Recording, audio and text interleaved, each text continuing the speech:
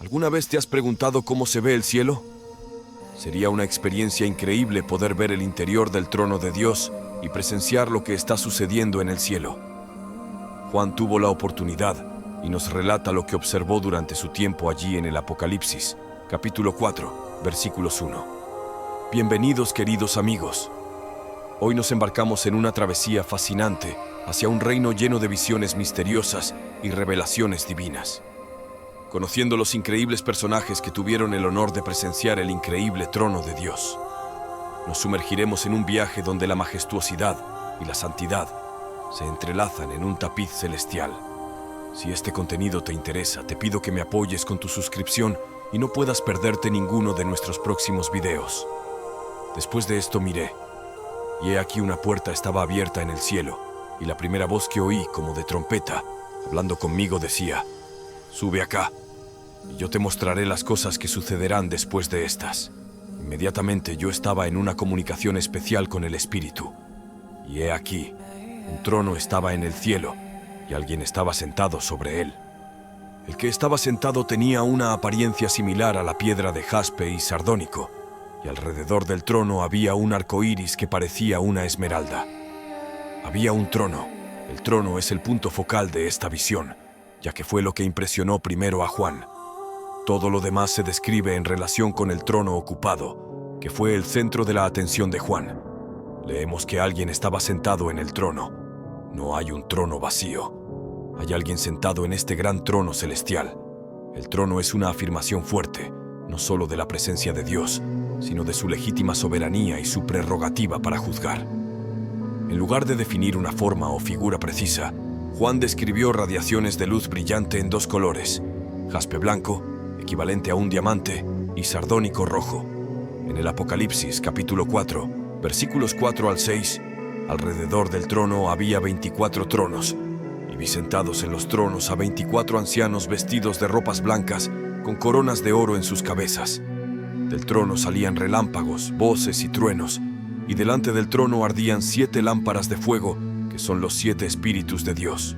También delante del trono había algo como un mar de vidrio semejante al cristal, y en medio del trono y alrededor del trono había 4 seres vivientes llenos de ojos, por delante y por detrás.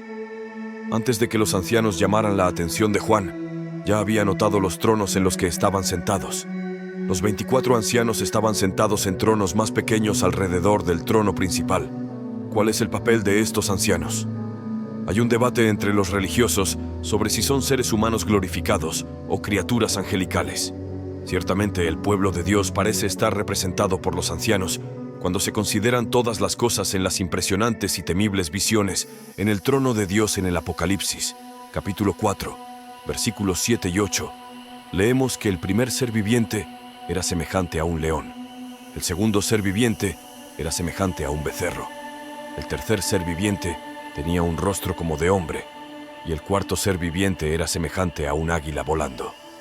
Los 4 seres vivientes tenían cada uno 6 alas, y estaban llenos de ojos por dentro y por fuera, y no cesaban de decir día y noche: Santo, Santo, Santo es el Señor Dios Todopoderoso, el que era, el que es y el que ha de venir.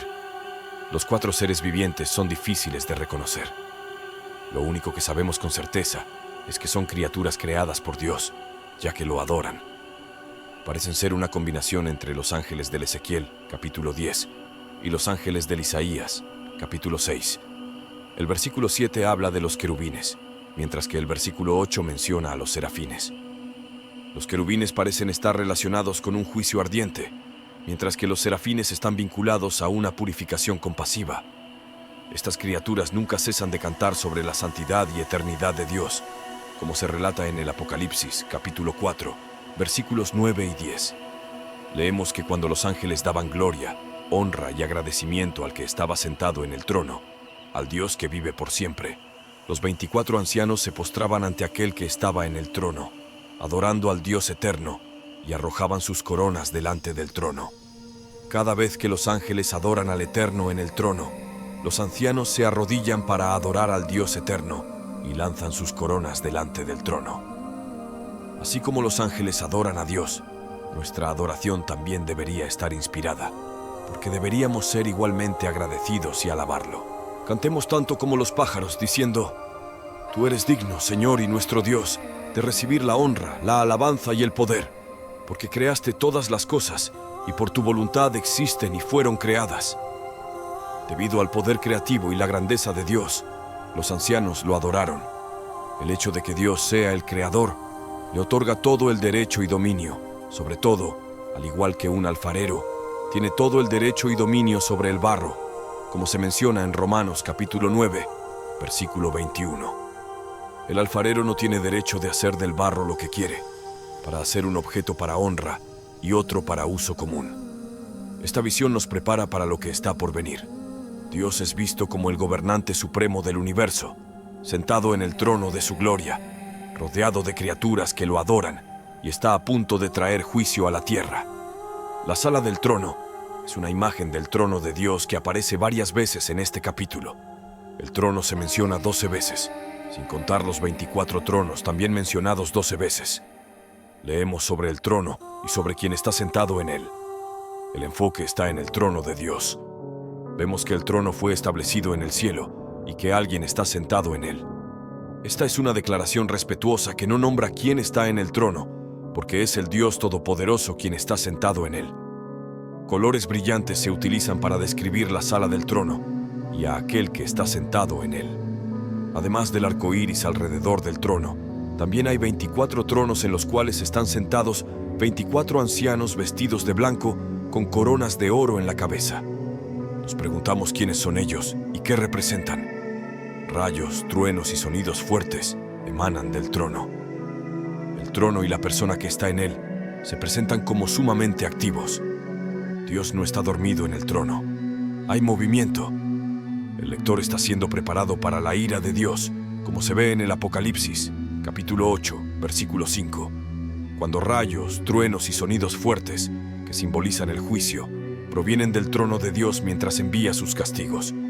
Esto nos hace recordar el trueno y los relámpagos en el monte Sinaí, cuando Dios lo visitó. Sin embargo, Juan no es el único hombre en la Biblia que atestigua el trono de Dios. Ezequiel también, el lugar donde Dios gobierna en el Antiguo Testamento. Ezequiel describe una escena similar al trono. La profecía de Ezequiel no es un cuento de hadas de otro tiempo y lugar. Él fue un hombre real que vivía en un lugar real y tuvo visiones extraordinarias de Dios en un día real. Ezequiel comenzó a profetizar cuando Judá todavía era un reino independiente. El mensaje de Dios llegó directamente a Ezequiel, el sacerdote. El nombre Ezequiel significa fuerte con Dios o fortalecido por Dios. En Ezequiel capítulo 1, versículos del 4 al 10, él miró y vio un viento fuerte que venía del norte, una gran nube con fuego brillante alrededor y algo parecido a metal brillante en medio del fuego. En medio de esto, había 4 criaturas vivientes con apariencia humana, cada una con 4 alas y 4 rostros. Sus pies eran rectos y parecían patas de becerro, brillando como bronce pulido. Debajo de las alas, cada criatura tenía manos humanas en las 4 direcciones. Sus rostros se veían así. De frente parecían humanos, a la derecha parecían leones, a la izquierda parecían toros, y por detrás parecían águilas. Al leer Ezequiel capítulo 1, versículos del 4 al 10, encontramos similitudes con la visión de Juan. Ezequiel vio un viento fuerte parecido a un tornado que venía del norte, marcando el comienzo de su visión única de la gloria de Dios en la Biblia. El remolino que Ezequiel presenció estaba relacionado con las asombrosas imágenes de la presencia de Dios. La nube durante el día y el fuego durante la noche, formas en las que Dios se manifestaba con Israel durante el Éxodo. En Éxodo capítulo 13, versículos del 20 al 22, se nos cuenta que la presencia del Señor iba delante de ellos durante el día en una columna de nube para guiarlos y durante la noche en una columna de fuego para darles luz, permitiéndoles viajar tanto de día como de noche. Un fuego ardiente que consume es un recordatorio del zarzal ardiente que Moisés vio, que ardía, pero no se consumía. Leemos que había un resplandor alrededor que irradiaba desde en medio de él. Este resplandor radiante es una expresión de la gloria de Dios. Más tarde, Ezequiel identificó a estas criaturas notables dentro de este remolino de la presencia de Dios como querubines. En Ezequiel, capítulo 10, versículos del 8 al 15. Estas son criaturas angelicales de poder y gloria, únicos que rodean a Dios. Los querubines hacen su primera aparición en el jardín del Edén, guardando el camino hacia el árbol de la vida con una espada flameante, como se relata en Génesis, capítulo 3, versículo 24. Se menciona que tenían apariencia humana, aunque Ezequiel observó que no eran humanos, sino seres angelicales. A pesar de su forma y estructura general similar a la humana, estas criaturas eran diferentes de cualquier persona en la tierra. Los querubines son una clase extraordinaria de seres angelicales, y este es uno de los raros lugares en la palabra de Dios que nos indica que las alas están asociadas a los seres angelicales. Las representaciones artísticas de los querubines, ordenadas para el tabernáculo, el templo y el arca del pacto, enfatizaban sus alas, como se describe en Éxodo, capítulo 25, versículo 20, y en Isaías. El libro de Isaías es fascinante para estudiar. Primero, los registros de las profecías de Isaías están entre los más documentados de todos los libros del Antiguo Testamento. La expresión «Santo, Santo, Santo» aparece en la Biblia en dos ocasiones. Una en el Antiguo Testamento, en Isaías capítulo 6, versículo 3, y otra en el Nuevo Testamento, en Apocalipsis capítulo 4, versículo 8. En ambas ocasiones, esta expresión es proclamada o cantada por seres celestiales en una visión de un hombre llevado al trono de Dios. Primero, el profeta Isaías vivió en Jerusalén y habló en nombre de Dios a los líderes de Jerusalén y Judá. Principalmente, expresó el mensaje del juicio de Dios y advirtió a los líderes corruptos de Israel que la rebelión contra la alianza con Dios tendría consecuencias. Profetizó que Dios utilizaría los grandes imperios de Asiria y luego Babilonia para juzgar a Jerusalén si continuaban en la idolatría y la opresión de los pobres. Sin embargo, esta declaración se mezcló con un mensaje de esperanza. La grandiosa visión de Isaías de Dios sentado en su trono en el templo, rodeado de seres celestiales que clamaban: Dios Todopoderoso, el que era, el que es y el que será, llevó a Isaías a reconocer la corrupción tanto suya como del pueblo de Israel. Isaías pensó que sería destruido por la santidad de Dios, pero no fue así. Entonces, uno de los serafines voló y tocó a Isaías con una brasa viva del altar, no para destruirlo, sino para purificarlo de su pecado. Mientras Isaías reflexionaba sobre esta experiencia singular, Dios le encomendó la difícil tarea de seguir predicando el inminente juicio. A medida que Israel llegó a un punto sin retorno, sus advertencias paradójicamente endurecieron el corazón del pueblo. En la visión, los serafines estaban por encima de él, cada uno con 6 alas. Con 2 cubrían sus rostros, con 2 cubrían sus pies, y con 2 volaban. Clamaban uno al otro: Santo, Santo, Santo es el Señor de los ejércitos. Toda la tierra está llena de su gloria. Al oír sus voces, las puertas temblaron en sus quicios, y el templo se llenó de humo.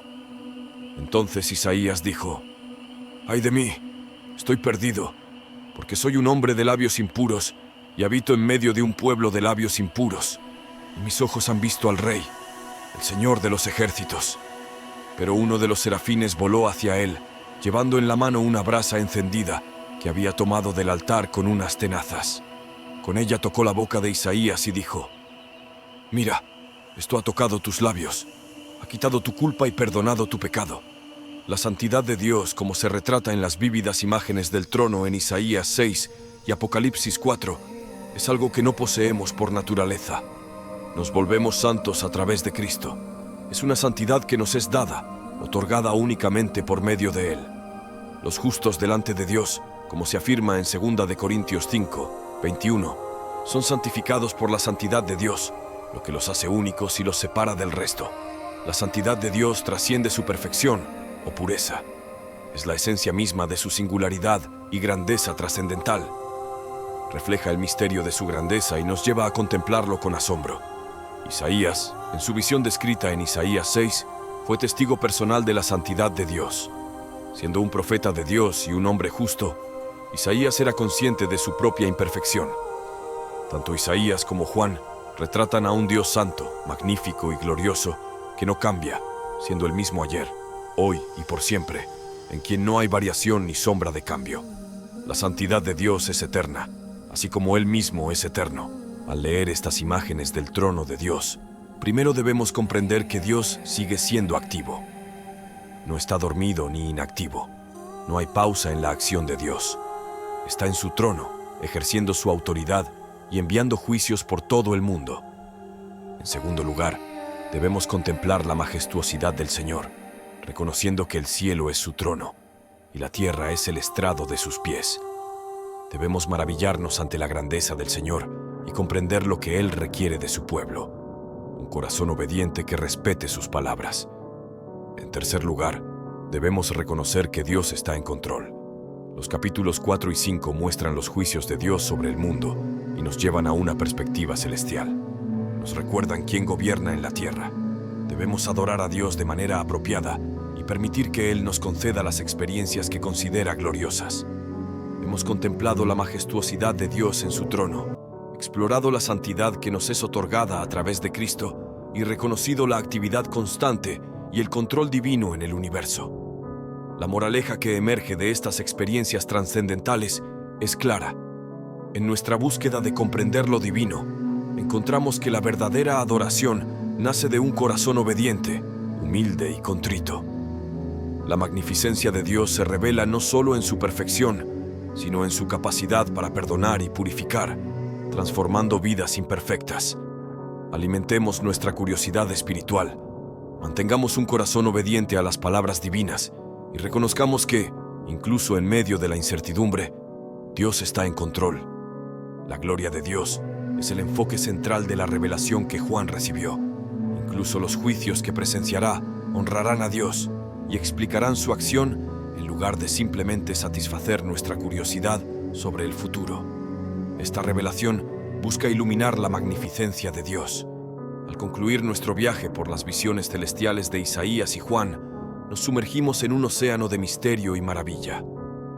Hemos contemplado la majestuosidad de Dios en su trono, explorado la santidad que nos es otorgada a través de Cristo y reconocido la actividad constante y el control divino en el universo.